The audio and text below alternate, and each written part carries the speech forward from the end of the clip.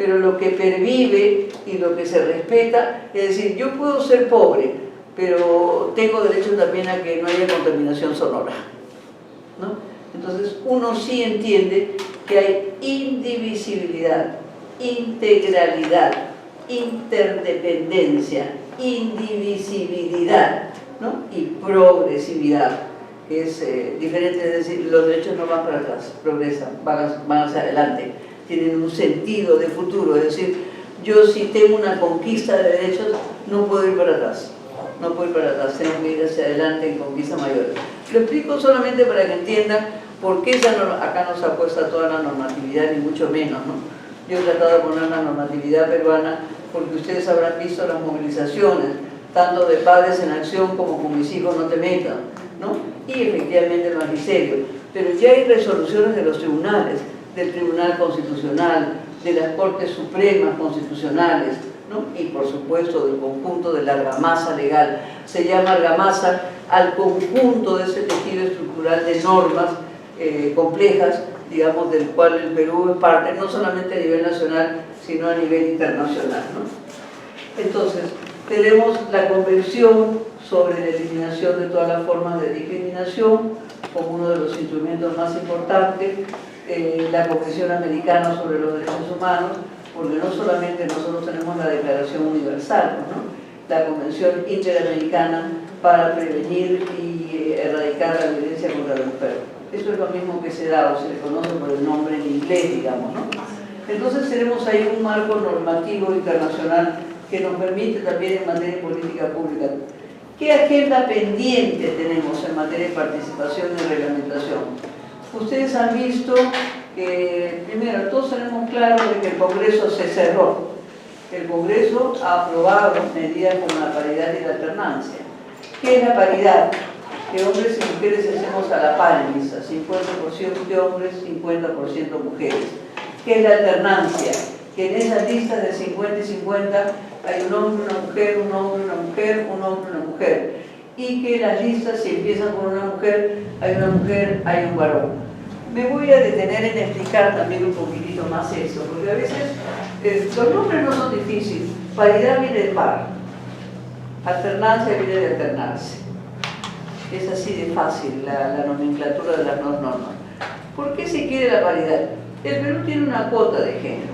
El Perú desde el año 97 tiene una cuota de género que implica que ninguna lista de participación política para acceder a los cargos de representación del poder político puede incluir a las mujeres y tiene que haber un mínimo de 30% de mujeres o de hombres. La ley dice de mujeres o de hombres, pero en realidad es una lucha en favor de las mujeres, porque las listas históricamente han sido masculinas, ¿no? Pero por razones efectivamente constitucionales no se incluye a nadie y se puede poner de mujeres o de hombres. Es decir, una lista puede tener 70% mujeres, lo que tiene que tener es un 30% de varones, ¿no? Si fuera la inversa. Lo que en general pasa es que sea 70% de hombres, 30% de mujeres. Eso es importante. Yo tengo compañeras en Arequipa con las que trabajo, Humanidad Libre, es un grupo muy importante en Arequipa, que trabaja la cátedra de género también en la Universidad de Arequipa, que plantea pues un partido femenino. Un partido femenino no es constitucional en el Perú, porque un partido femenino está excluyendo a la mitad de la población, y por lo tanto un partido femenino pudiese llamarse un partido femenino, pero tendría que ser 70% de mujeres, 30% de varones. Por eso es que la ley es establecida en esos derechos. El debate que hemos dado en el Congreso, eso de asesora parlamentaria ese periodo, es la cuota de paridad y alternancia. ¿Por qué?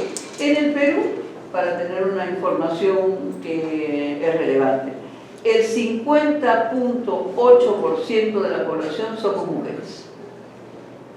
Ese es el primer elemento contundente. El 50.8% de las mujeres, de la población, perdón, somos mujeres. Es decir, las mujeres somos la primera mayoría nacional. Los hombres son el 49.8%, ese es el resultado del último censo nacional que ha tenido el Perú. ¿Qué se plantea? Nosotros no planteamos tener más ni menos que los hombres. Planteamos, en tanto la Constitución nos ampara por el derecho a la igualdad, que en las listas haya mitad de mujeres y mitad de varones. ¿Por qué se plantea eso? Actualmente la cuota es una cuota del 30%. Si uno, en una lista que presenta para ser candidato al distrito, a la provincia, a la región, al parlamento, no presenta 30%, el Estado descalifica esa lista. La lista no cumple con los requisitos constitucionales que exige la ley. Pero ¿qué hacen los compañeros o los representantes del partido, cualquiera esa sea su afiliación política? Ese 30% de mujeres lo ponen al final. Se pone al final. Es decir, se cumple con el 100% de la lista y el 30% de las mujeres las ponen al final. En el Perú existen otras cuotas más de las cuales se habla poco, porque tenemos pues también una república que goya, Lima resuelve todo lo que le da la gana en realidad. También existe una cuota indígena. 98 provincias de 196 que tiene el Perú tienen que aplicar una cuota indígena. Es decir, personas que vienen, el Perú tiene 44 etnias, algunas de las cuales no contactadas. Nosotros tenemos un país excepcional. Recordemos que los incas no llegaron a la selva. Los incas no dominaron el mundo amazónico. Los incas dominaron el mundo andino, no llegaron al mundo amazónico. Entonces tenemos chipibos, conigos, huampis, aguajú, amuechas, por hablar de los más conocidos, digamos, para nuestro mundo urbano, costeño y limeño. Pero es un número infinito que están presentes. Primero, el territorio más grande que tiene el Perú es la selva. Es la selva.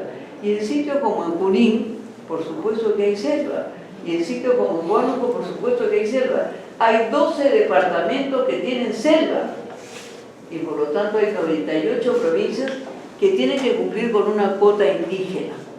Y ustedes recuerden que Alan García, para su segundo mandato, astuto él, porque nunca dejó de ser astuto, planteó una cuota de jóvenes para las elecciones regionales y municipales y planteó una cuota del 10%. Esa cuota antiguamente no existía, fue una iniciativa de Alan García que se impulsa en la idea de ganar un auditorio joven. Recordemos que Alan García pues, ha sido el presidente más joven que ha tenido el Perú. Él llega al cargo con 36 años, ¿no? Se impulsa la cuota de jóvenes. Por lo tanto, hay una cuota de mujeres, de género, se llama de género, pero en realidad es para que no dejen afuera las mujeres. Hay cuota indígena y hay cuota de jóvenes. ¿Qué cosa hacen? En ese 30% eligen a una compañera que sea mujer, que sea joven y que sea indígena. Y se comen en una persona todas las cuotas. Arbitrario. Arbitrario porque seguimos teniendo un país limeño, un país centralista. O sea, no es por gusto que la gente estaba en las calles cerrando el Congreso. No es por gusto que 89% de la población ha respaldado que Vizcarra cierre el Congreso. Y efectivamente, no es tan fácil cerrar el Congreso, porque efectivamente nosotros tenemos que respetar los poderes del Estado, las autonomías, fortalecer institucionalidad, pero el Perú, efectivamente, el Perú se está cayendo a pedazos. Nosotros decimos que estamos viviendo un momento destituyente y que hay que reconstituir el Perú. O sea, todos los presidentes están presos, el Poder Judicial ha caído, el Consejo Nacional de la Magistratura está disuelto, el Congreso de la República está disuelto, los cuellos blancos tienen tomados Ministerio Público y Poder Judicial. O sea, los tres poderes del Estado están colapsados. Esa es la realidad. A eso se le llama un proceso destituyente, ¿no? Y nosotros estamos caminando a emerger a la refundación de un nuevo Perú. Estamos en ese proceso, nos estamos ubicando. Pero para irnos a las cuotas y no perdernos, efectivamente hay una cuota, 30%, que pues, cumple con la ley, echa la trampa, como se dice todo, el 30% atrás, hay cuota de joven, ya, yo voy a coger esta chiquita, es linda, bonita, carismática, empática, entonces, ¿cómo cumple la de mujer? Cumple la de joven, incumple la de origen amazónico o andino, de donde quiera. ¿La cuota indígena qué número es? 15%. 15%, la cuota indígena, 15%. Se aplica solamente para las regionales, las municipales y las distritales. Nosotros hemos querido que hubiese un cupo indígena también. No hay. O sea, acá la población indígena no tiene derecho a llegar al Congreso de la República, ¿no? Esas son parte de las arbitrariedades. Por eso una agenda importante era la reforma política. Y en fin, yo entiendo que cuando una persona no tiene para comer, no está pensando pues en la reforma política. Pero efectivamente, esa persona se está autoliquidando, porque es un Estado, es una sociedad, es una estructura de país que los deja sin derechos, que los deja sin representación, sí. ¿Se ha previsto una fecha en la que sea el 50% o eso va a tener que ser una nueva lucha? Ahorita voy a eso, comento esto. La norma se aprobó, efectivamente estoy en contra de lo que se aprobó, de que hay el 50% y el fujimorismo no quiso aprobar el 50%, entonces terminó siendo una negociación en que fuese una paridad progresiva, que se diera 40% en el 21, 45% en el 26 y 50% en el 31. Por supuesto que rechazo a la norma, ¿no? Por supuesto que rechazo a la norma. No existe paridad progresiva, o existe paridad o no existe paridad. Por lo tanto, no conquistamos la paridad si crecimos en una cuota del 30 al 40. Pero quiero pasar a lo siguiente, porque ustedes ya tienen los datos de la política pública. Primero, eso no se aplicará, porque como ninguna de estas normas tiene un año de antigüedad, las leyes electorales no pueden ser cambiadas en un tiempo menor a un año si se van a realizar elecciones. Pero como la gente no quiso adelanto de elecciones, que era lo que proponía Vizcarra, sino cierren el Congreso, no hubo nada más que cerrar el Congreso sin pensar la gente que en 4 meses tenía que haber nuevo Congreso. Y estamos ahora frente al nuevo Congreso con un grado de improvisación gigantesco, con plazos efectivamente que no permiten aprobar las nuevas normas, por lo tanto todo se aprueba con lo viejo. Y lo viejo ni siquiera incluye el 40%. Lo viejo incluye solo el 30%. Pero voy a lo segundo. ¿Por qué planteamos paridad, que era 50%? Pero ¿por qué alternancia? Porque es más importante la alternancia que la paridad. ¿Por qué? Me voy a explicar. Igual, así como paridad viene de par en par, los hombres queremos hombres y mujeres estar de par en par, no les queremos quitar nada más, queremos lo que nos toca porque somos la mitad de la población nacional y más, porque podríamos pedir 51% también. Y no estamos pidiendo 51%, sino de igual a igual. Hombres y mujeres de igual a igual. ¿Por qué es importante la alternancia? Porque si nosotros permitimos una cuota del 30%, pongámonos en el escenario ideal de haber aprobado el 50%. Ese 50% lo podemos poner a la mitad de la cola, de la mitad para abajo. Así como el 30% lo ponen al final, el 50% también lo ponían del 51% al 100%. Y por lo tanto, solo salían los que están arriba. Y todos sabemos que en las elecciones nadie mete el 100% de su lista. La gente mete una parte de su lista. No mete el 100% de su lista. O sea, los que más metieron, que fueron los humoristas, que metieron 74 de su lista, que era de 130. O el Frente Amplio 10 de su lista, que era de 130. O Nuevo Perú 10 de su lista, que era de 130. O Acción Popular 5 de su lista, que era de 130. O APP 10 de su lista, que era de 130. Nadie mete al Congreso 130 personas, por eso es que es tan importante, por eso es que se mata por los números de adelante. Entonces, podríamos haber conquistado el 50%, pero ese 50% está al final de la cola. ¿Por qué la alternancia es más importante? Porque en lo que entre, 10, 15, 20, 40, era un hombre y una mujer, un hombre y una mujer, un hombre y una mujer. Por lo tanto, si entran 10, van a ser 5 hombres, 5 mujeres. Si entran 20, van a ser 10 hombres, 10 mujeres. Si entran 8, van a ser 4 hombres, 4 mujeres. Ese es el peso que tenía la alternancia, que es más importante que la paridad. No es que no esté luchando por la paridad, y no es que rechace la paridad progresiva hasta el año 31. ¿Quién dice? el día que cambiemos la correlación política en el Congreso y que el fujimorismo no repita lo que ha hecho ahora, efectivamente modificaremos la ley sí o sí, porque las mujeres no tendríamos por qué esperar hasta el año 31 para que pues el Papa baje el dedo, San Juan baje el dedo y nos diga, ah sí chicas, ahora les va a dar la paridad, porque el fujimorismo así lo decretó en el año 19.